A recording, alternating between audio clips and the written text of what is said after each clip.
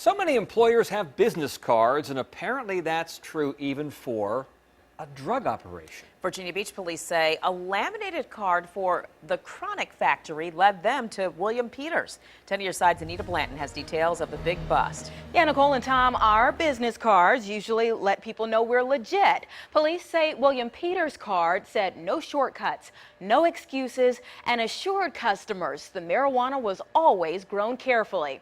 Neighbors say police moved carefully for weeks to shut the operation down.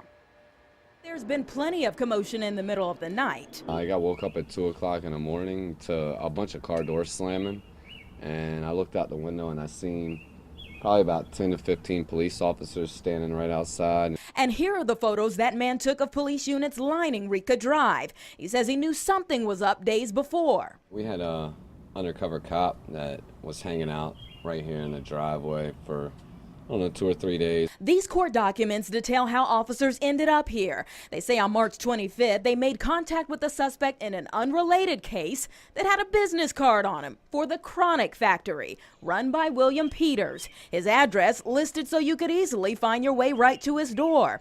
On May 21st, officers conducted surveillance at the house and saw vehicles coming and going. One possible drug deal even go down at the front door. They came back on May 28th, trash day, and recovered bags and pill bottles with green plant residue inside Peters' can that later tested positive for marijuana, and a bag and pill bottles with a white crystal substance labeled amphetamine salts. The next day, they were back again, and this time when they stopped and searched a vehicle leaving Peters' home, they picked up the rest of the evidence they needed to move in. Makes me feel like I can't allow my kids to go outside and be themselves.